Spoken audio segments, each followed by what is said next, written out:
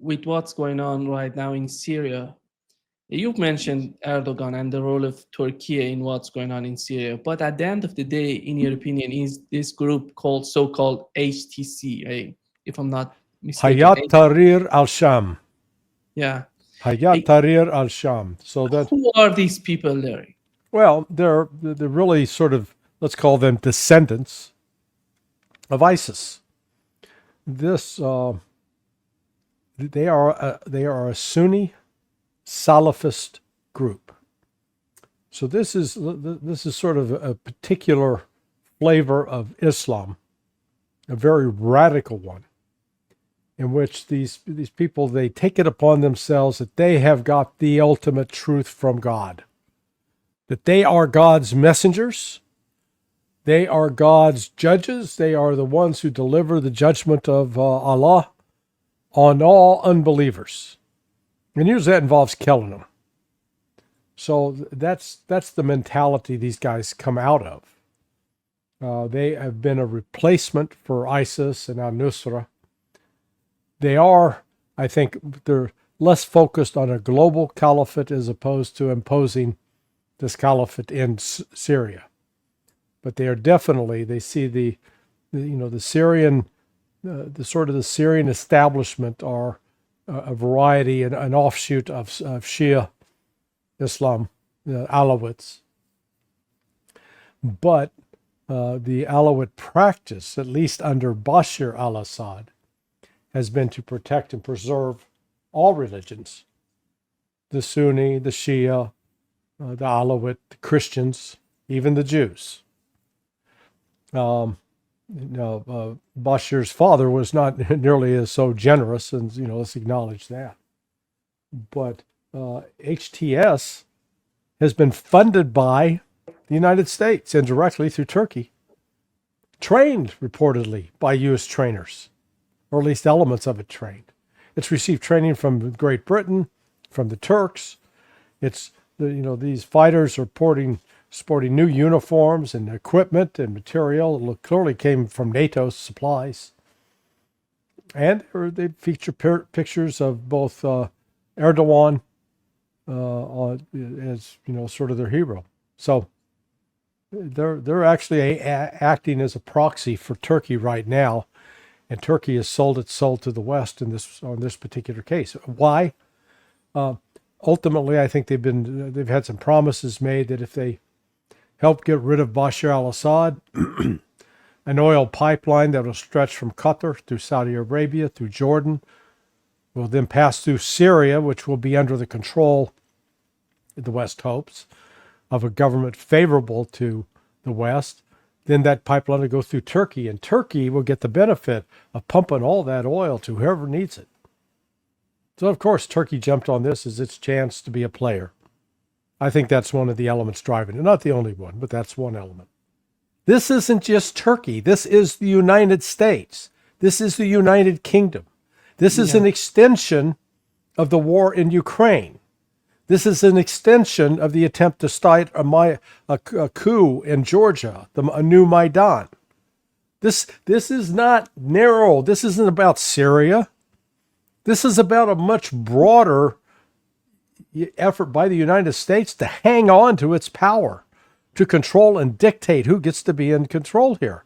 Understand, there are also Ukrainian soldiers in Syria side by side with the HTS fighters.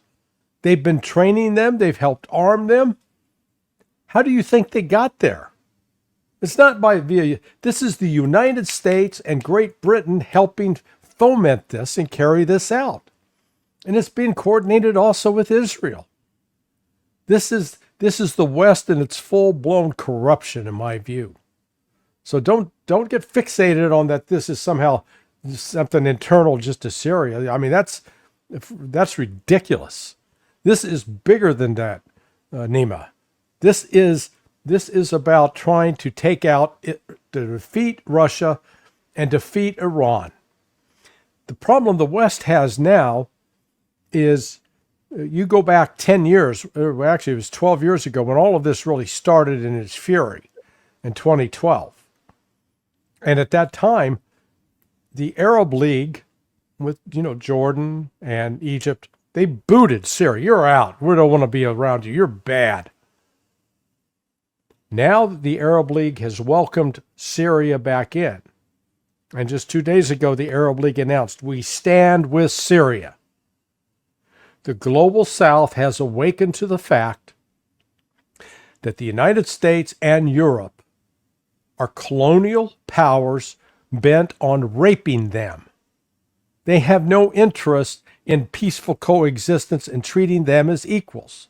Their goal is to rape the rest of the world, take everything that they can from them without any regard for the populations.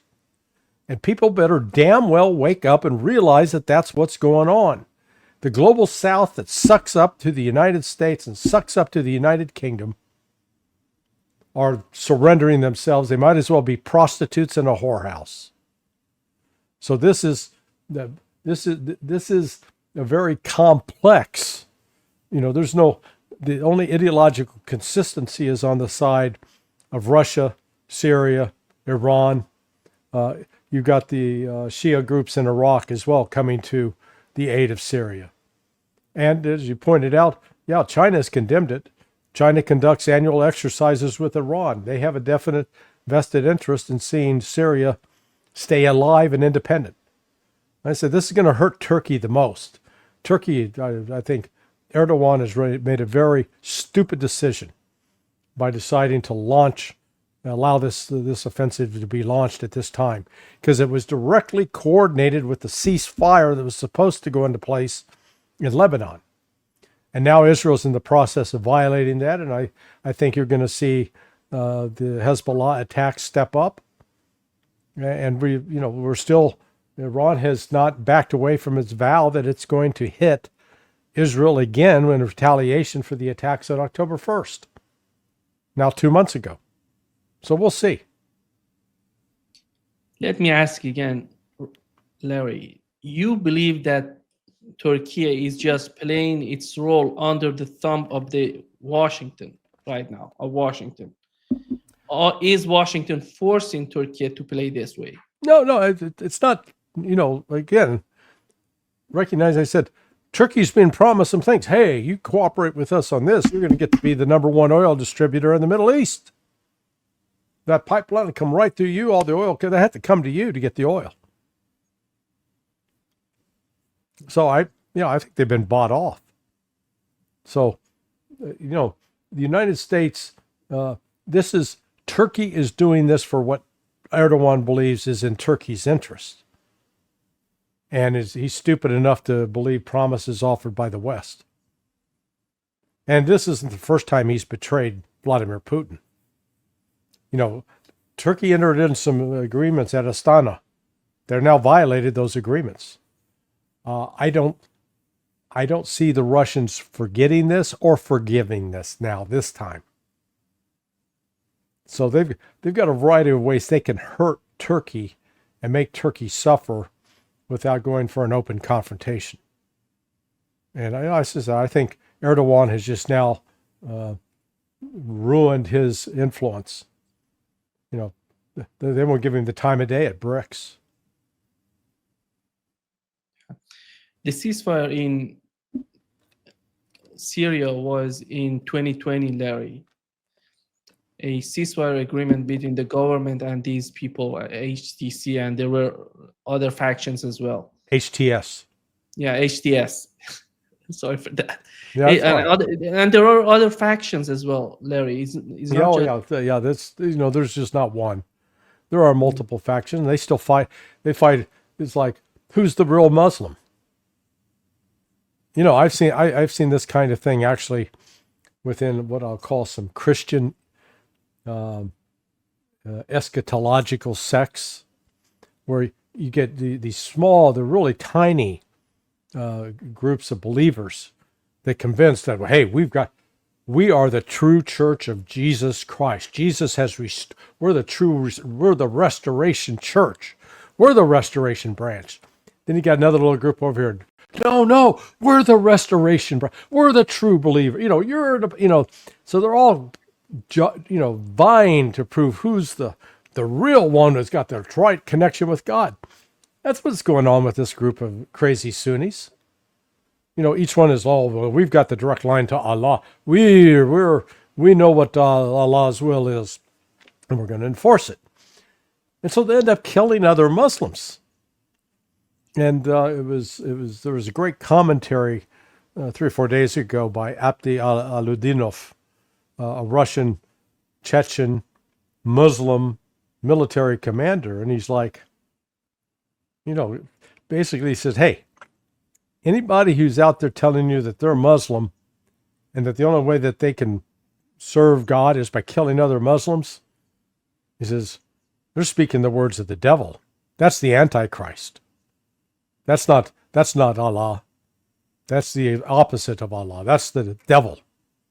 And I think, we put this into, theological terms, but I think Abdi Aludinov was exactly right.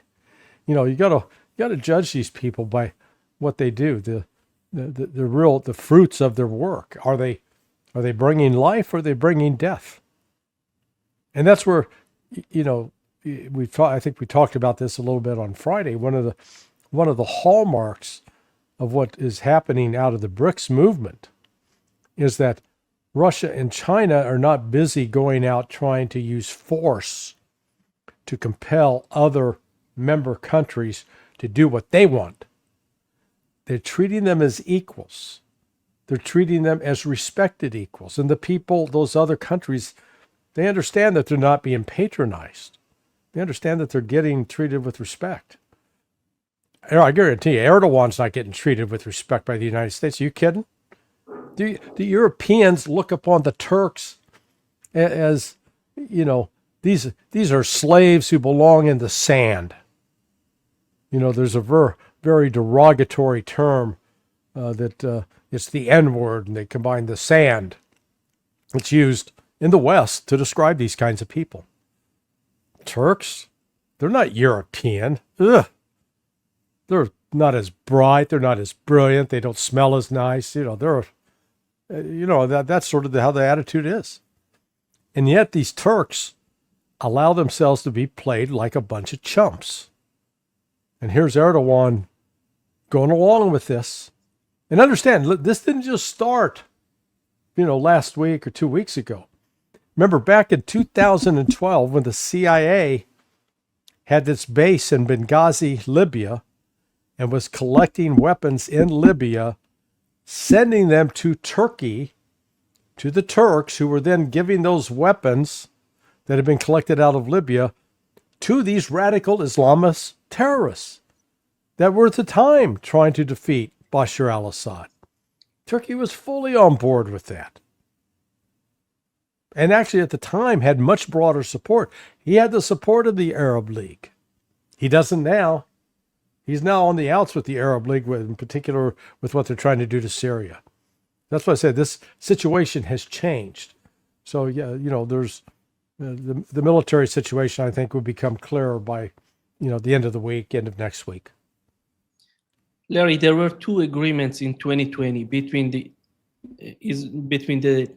Syrian government and these Syrian rebels. And on the other hand, we had an agreement between Iran, Russia, and Turkey about demilitarized zones, which we're talking about Aleppo and Idlib. Yeah, these 2 cities. What's going on in your opinion if Turkey has decided to violate that agreement without informing, without sending any sort of sign to Russia and Iran? Well, At the time of this attack, Larry, it was unbelievable when it comes to Gaza, when it comes to the attack on Lebanon, and right now in Syria. Well, you're asking what would be their reaction, but you've already seen their reaction. Their reaction is twofold. It's both diplomatic and it's military. On the diplomatic front, both Sergei Lavrov and the Iranian foreign minister, I forget his name, have been to Turkey to see Fidan, who is their foreign minister. Now, is Fidan clued in? Is he actually a confidant of Erdogan? Has he been privy to these plans, or has he been kept in the dark? I don't know.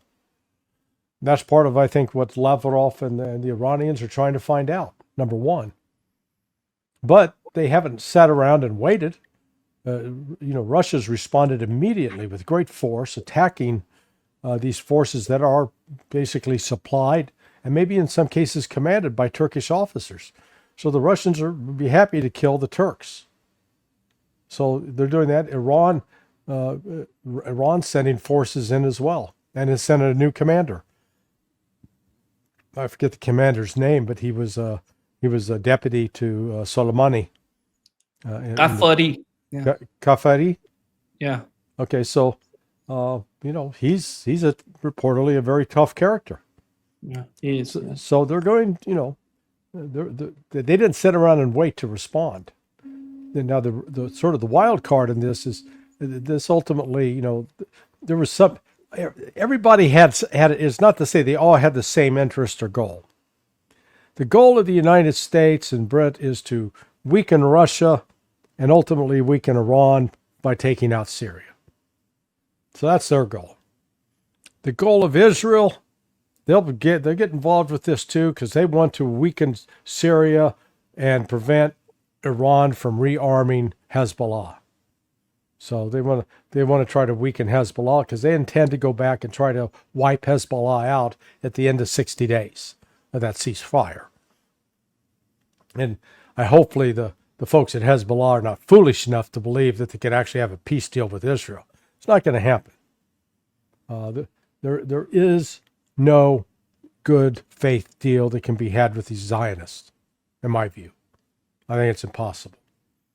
And then Turkey wants to secure as much land as it can in Syria, and in part of securing that land have basically a pathway that oil pipeline from Qatar can come through, and they can reap the financial benefits.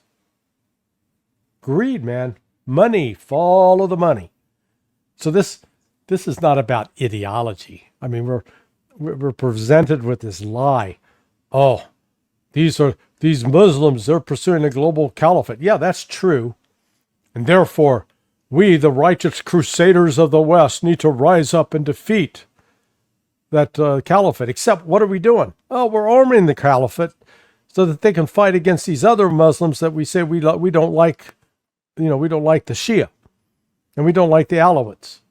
So we'll back these Muslims against those Muslims for now. And then when it becomes they're no longer useful to us, well, we'll wipe them out too. Yeah, people don't understand how this game's being played. How much of what's going on right now in Syria is related to the conflict in Ukraine? Like everybody, I'm a prisoner of the data that's available. And I'm not in a position to independently verify or ascertain the veracity of the data. I put in a filter that removes things that just don't make any sense, things that seem outlandish, conspiratorial in nature, etc. And with what's left, the following picture emerges. That this conflict that's taking place now is a campaign that was meant to be launched in March of 2025. It's a campaign that was carefully planned out by Ukraine, the United States, Turkey, Israel, and the HTS and the Syrian National Army. It was meant to be timed when Ukraine was planning on initiating its own, counteroffensive for 2025. The idea was to create a crisis for Russia, for Ukraine to be involved in military action that would require Russia to dispatch sufficient resources to deal with that, and then hit them with Syria, and Russia would have insufficient resources and would have to peel this off and put Russia in the horns of a dilemma. That, I believe, was the strategic objective.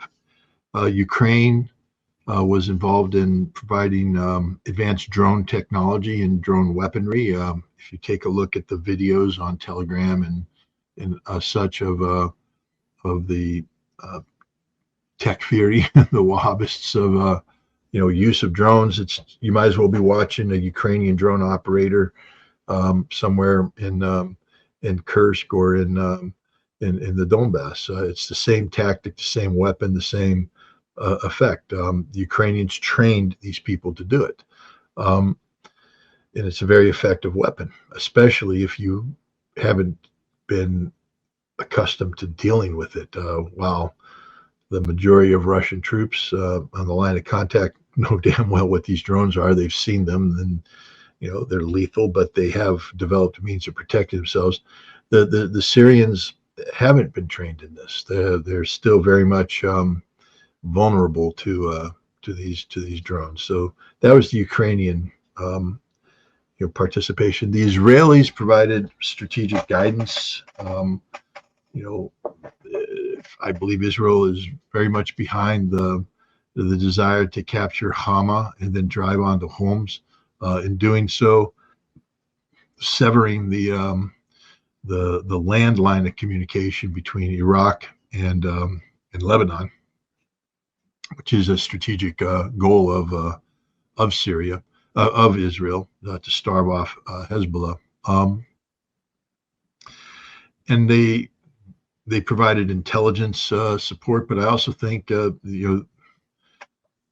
we had a case of exploding pagers and walkie-talkies. So clearly, Israel had either used the front that infected Hezbollah, the pagers of Hezbollah, but one would have thought that the Syrians would have done some sort of inspection protocol to make sure that their systems weren't corrupted, but or they set up a parallel scheme to infect Syrian raid. But either way, this was an Israeli initiative to blow it up, and they timed it for this. But I believe it wasn't supposed to be implemented until March.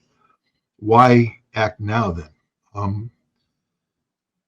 The Israelis suffered a strategic defeat in southern Lebanon. I mean, the Israelis were desperate for a ceasefire. The military was telling Netanyahu, we have to have a ceasefire. We can't continue this. Hezbollah was ready to have a ceasefire because, A, they've been hit pretty hard. But I think the most important thing is that Hezbollah has transitioned away from being a resistance group exclusively into being a political party.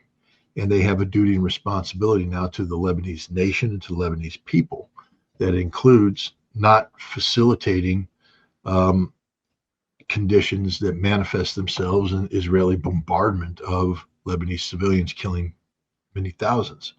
And so Hezbollah was inclined to accept this ceasefire. Israel was desperate to have this ceasefire. But then Israel, Netanyahu was like, okay, if we do the ceasefire, though, we need to starve Hezbollah. And we have a plan, but that plan doesn't happen until March. I think the Israelis got the United States and Turkey to launch early. Turkey has a strategic relationship with Israel, the Israeli military, and Israeli intelligence. It goes back a long time. Back when Israel was first planning its airstrikes on Iran, Israeli Air Force planes would go to Konya, a Turkish air base in Konya, and fly, strike missions over the Anatolian Peninsula because they could have access to, a land range where they can practice, land navigation and practice the various tactics it would need to go into to Iran. Turkish intelligence and Israeli intelligence are very, very close. We see that in Azerbaijan, where Israel has established a very effective base of operations that's used to launch covert attacks into Iran, whether they be through viruses, through manned assassination, whatever. That couldn't happen without Turkey's knowledge and facilitation. And so there is this relationship, and I think the Israelis were able to prevail and get this attack to launch early. I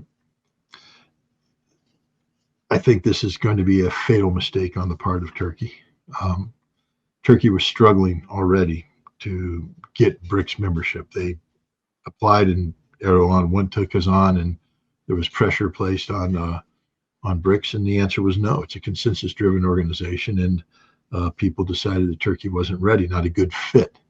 And Turkey's not a good fit. And Turkey's a worse fit now because of this, because Turkey, who did they betray? Iran, BRICS member. Russia, BRICS member. Syria, friends with, strategic allies with 2 BRICS members. This was just a stupid move on the part of Turkey. And they're not going to accomplish. This was an act of desperation. Idlib was protected because of the Astana agreements. Now that Turkey has violated the Astana agreements, Idlib can be looked at realistically for what it is, which is a cancerous tumor on the region. And I think this conflict now, by launching the surprise attack in violation of the Astana Accords, the conditions have been reached that Russia, together with Iran and Syria, will be able to eliminate this Idlib monstrosity. It's going to mean a lot of dead people, because what Turkey has created is literally a homeland of terrorism. They've brought in people from Turkic countries around the world, Uyghurs from China, Turkmen, etc. And these people are considered terrorists where they come from, so they can't go home. They're horrible people in terms of their violence prone. They can't live in Turkey, but they brought their families with them. And so they've created this safe haven in Idlib. And I think one of the goals of this offensive was to extend the boundaries of this this Idlib terrorist entity to include Aleppo, and then eventually achieve some sort of autonomy linked to Turkey. This would address Erdogan's pan-Ottoman, pan-Islamic vision of where Turkey stands in the world. Do you think that the leadership in Iran and Russia were surprised by this move on the part of Turkey? If you remember, before the Israeli attack in southern Lebanon, Turkey was talking about, if Israel goes to southern Lebanon, invade Lebanon, Erdogan said, I'm going to send Turkish army to fight them. And right now, you see the hypocrisy is so thick. And how I'm surprised by, I think everybody is surprised, but how about the leadership in Iran and Russia? Are they surprised? I respect the intelligence services of Russia and Iran, meaning that I believe that they, especially Iran, monitors the the pulse of the region. Russia had a deal. Iran had a deal, the Astana agreements. And I think they naively believed that deal would hold, that there was no reason to do this. It made no sense. But I'm also certain that they were monitoring the situation. Iran is in a situation right now where they've made a strategic decision that they're going to wait for Trump to be inaugurated before they figure out what the next step is regarding Israel. That they're going to give Trump a chance to use diplomacy to resolve this issue, as opposed to having Iran attack Israel with 1,000 missiles and propel the region into chaos and anarchy.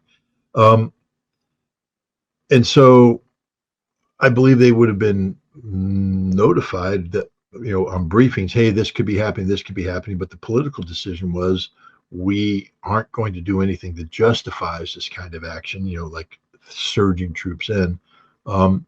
We will be prepared for what occurs. And they've responded, fairly decisively. You have, the popular militia units in Iraq mobilizing tens of thousands strong. The Russians, likewise, I think, were monitoring this. But again, they had the Astana Accords. Russia's not going to violate it. But look how quickly the Russian Air Force and the Syrian Air Force came into into action here. And now Russia has a plan. They're flying, airplane loads of bombs into Syria, and they're just going to use their Air Force to blast everything that moves. They brought in a new leader who's familiar with the situation on the ground. So I can't say that Russia and Iran were taken by surprise. What I can say is that Turkey betrayed them. Turkey wanted, if you and I enter into an agreement, you not only have a duty to faithfully abide by that agreement, but you might be inclined to believe that I too believe I have a duty to faithfully abide by this agreement. We may have disputes, we may argue, but at the end of the day, when you get up in the morning, you're thinking, all right, Ritter's going to abide by this agreement. We're going to go have more talks, but Ritter's going to abide by this agreement. And then one day you wake up and find out that I stabbed you in the back. I mean, does that mean you were taken by surprise? Maybe, but you're also smart enough to know that Ritter's acting differently. He's not picking up his phone when I call. He's, slow in returning correspondence. There's, he's hostile. All this, so you'd have red flags going. And I think that's the situation with Russia and Iran. They had an agreement, the Astana agreement. Turkey was behaving funky, but they're not going to be the ones to rip up the agreement. Turkey did that, and now they're reacting.